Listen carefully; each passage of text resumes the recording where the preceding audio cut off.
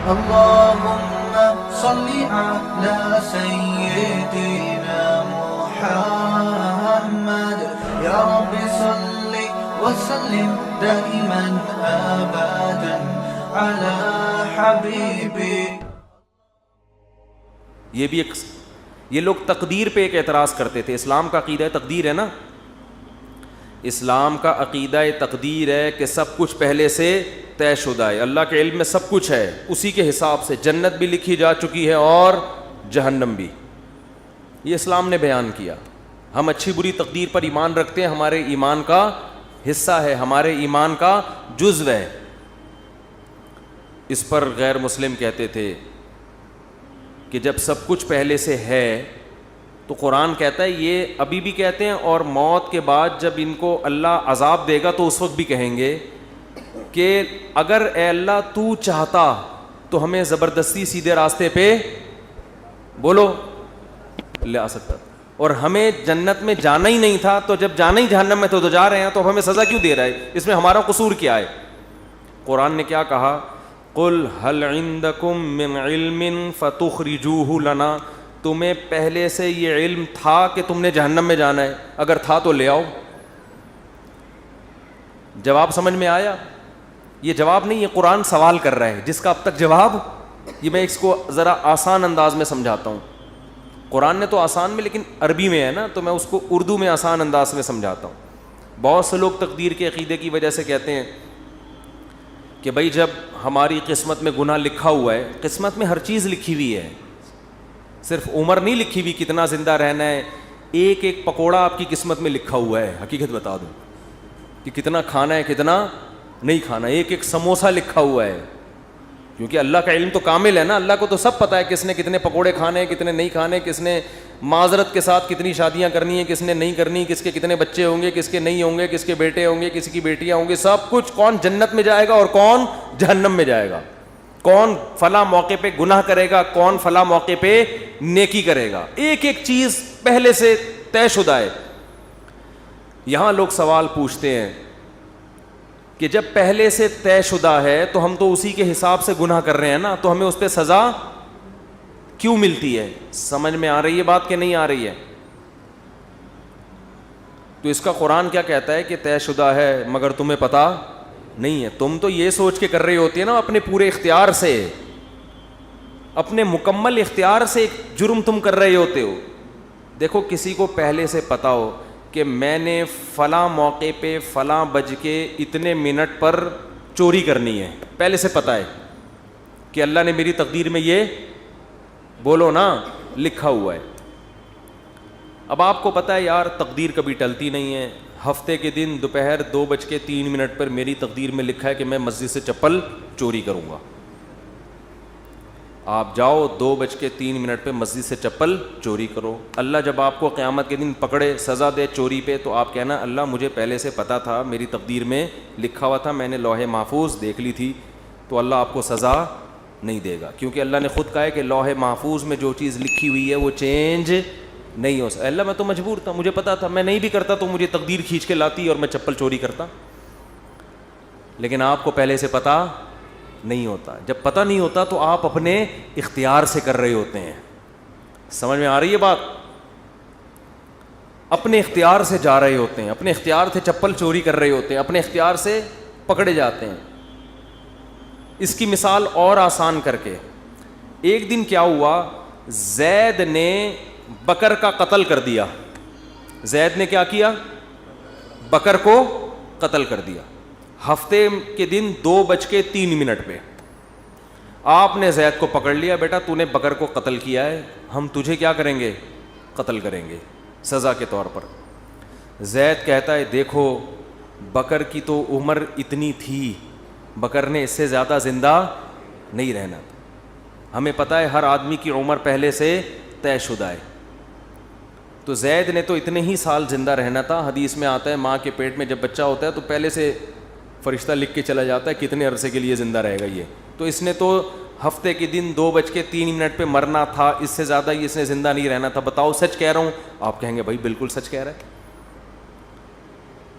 لیکن آپ اس بیس پہ زید کو چھوڑ دو گے؟ آپ بولو گے کہ یہ بات اللہ کو پتہ تھی, کسی اللہ کے علاوہ کسی کو پتہ نہیں تھی.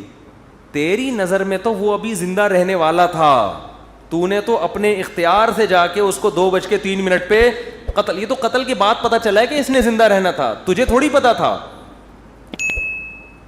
اگر زید کی سمجھ میں یہ دلیل نہ آئے نا اور کہے نہیں نہیں نہیں میں نے تو مارنا ہی تھا, تو آپ زید کو بولے ٹھیک ہے پھر ہم تجھے قتل کرتے ہیں. اور جب تیرے وارثین آ کے پوچھیں کہ کیوں مارا, تو ہم کہیں گے اس لیے کہ اس کی عمر اتنی ہی تھی, اس نے اس دن اتنے بج کے اتنے منٹ پہ مرنا ہی تھا. یہ دلیل زید اپنے خلاف کبھی بھی نہیں مانے گا, دوسرے کے خلاف مانے گا. تو اللہ فرماتے ہیں کہ تم جو دلیل اپنے خلاف نہیں مان رہے, دوسرے کے خلاف کیسے مان رہے ہو, اور میرے خلاف کیسے مان رہے ہو؟ کیونکہ جب انسان گناہ کرتا ہے تقدیر میں تو لکھا ہوا ہوتا ہے, مگر لکھنے سے پہلے اس کو نہیں پتا ہوتا کہ یہ لکھا ہوا ہے. کرنے سے پہلے وہ اپنے اختیار سے کر رہا ہوتا ہے, اسی پہ اس کو قیامت کے دن سزا ملے گی. اور جب سزا ملے گی تو وہ کہے گا اللہ تو لکھا ہوا تھا. اللہ کہے گا هل عندکم من علم, پہلے سے پتا تھا کہ لکھا ہوا ہے. اور اگر اب بھی کسی کے سمجھ میں نہ آئے تو پھر ہر چیز لکھی ہوئی ہے نا, صرف گناہ تھوڑی, کھانا پینا بھی لکھا ہوا ہے. صبح ناشتہ چھوڑ دو, آپ صبح کا ناشتہ چھوڑ دو. بیگم پراٹھا بنا کے لائی, چائے بنا کے لائی, نہیں کھاؤ. بیگم لکھا ہوا ہوگا تو حلق میں اترے گا. بیگم کہے گی کم بخت, یہ کھانے کے بعد پتہ چلے گا کہ لکھا ہوا تھا یا نہیں لکھا ہوا تھا, کھانے سے پہلے نہیں پتہ چلے گا. لیکن آپ نے کہا نہیں لکھا ہوا ہوگا تو اڑ کے میرے پیٹ میں جائے گا, اور آپ چلے گئے آفس, دوپہر لنچ کا ٹائم ہو گیا تو پتہ چلے گا کہ آپ کی تقدیر میں پراٹھے لکھے ہوئے نہیں تھے. تو اس بیس پہ تو پھر ہر چیز اسی اصول پہ گزارے نا. دنیا میں پیسے بھی نہیں کمائے کہ لکھے ہوئے ہوں گے تو مل جائیں گے, نہیں لکھے ہوئے ہوں گے تو نہیں ملیں گے. ٹرک آ رہا ہے اس کے سامنے آ کے کھڑا ہو جائے, بھائی تقدیر میں لکھا ہوا ہے کہ اس نے مجھے اسٹیکر بنانا ہے. کراچی میں جو ٹرک ہے نا وہ کچلتے نہیں ہیں, اسٹیکر بناتے ہیں. اتنے بھاری بھاری ٹرک ہوتے ہیں, ان کے ٹائر کے نیچے اللہ نہ کرے کوئی بندہ آ جائے, لاش بھی نہیں ملتی اس کی. تو اب ٹرک کے سامنے آ جاؤ ہے بھائی, اور بولو بھائی لکھا ہوا ہوگا تو مروں گا. اور واقعی جس کی تقدیر میں نہیں لکھا ہوا ہوتا ٹرک کے سامنے آگے بھی مرتا نہیں ہے, کچھ ہو جاتا ہے کچھ نہ کچھ, لیکن آپ کبھی ٹرک کے سامنے نہیں آتے.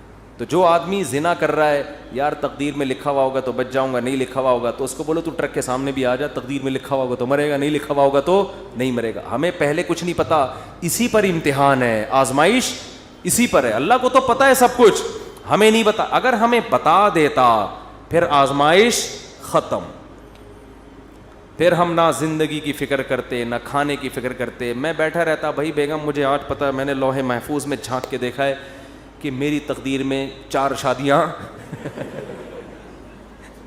پراٹھوں سے زیادہ مزے کی مثال کون سی ہے؟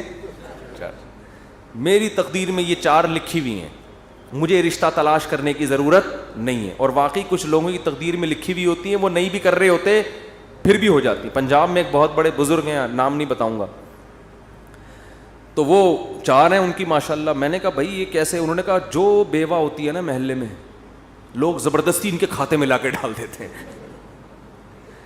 زبردستی ان کے کھاتے میں لا کے ڈال دیتے ہیں. حضرت آپ حضرت پاؤں پکڑتے ہیں, حضرت وہ بیچارے کر لیتے ہیں, نہیں چاہتے ہوئے بھی کر لیتے ہیں. تو دیکھو یہاں لوگوں کو مل نہیں رہی, اور جن کی تقدیر میں لکھی ہوئی ہے زبردستی ان کے کھاتے میں لا کے ڈالی جا رہی. تو شکر ہے 4 سے زیادہ کی اجازت نہیں ہے, ورنہ پنجاب کی ساری بیوائیں اور مطلقہ ان کے کھاتے میں. بڑے نیک ہیں وہ بزرگ, بہت نیک ہیں.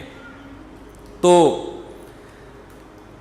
اس لیے قرآن یہاں بھی بجائے آپ کا سوال کا جواب دینے کے نا کہ تقدیر میں لکھا ہوا ہے, قرآن آپ سے سوال کر لیتا ہے الٹا.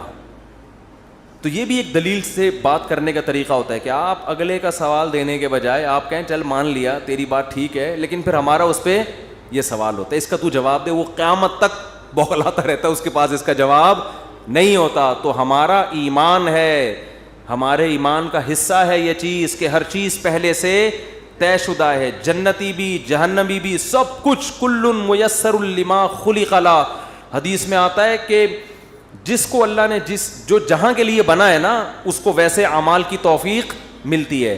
اب ہمیں نہیں پتا ہمیں اچھے اعمال کی توفیق ملے گی یا برے اعمال کی, کر کے دیکھ لو. اگر اچھے اعمال کرنا شروع کر دو گے اس کا مطلب جنت لکھی ہوئی ہے, برے کرنا شروع کر دو اس کا مطلب جہنم لکھی ہوئی ہے. تو یہ آپ اس لحاظ سے تقدیر آپ کے ہاتھ میں ہے, کیونکہ ہمیں علم نہیں ہے. اور اللہ نے یہ قرآن میں جگہ جگہ کہہ دیا, لا یظلم ربک احدا, تیرا رب کسی پہ ظلم نہیں کرے گا.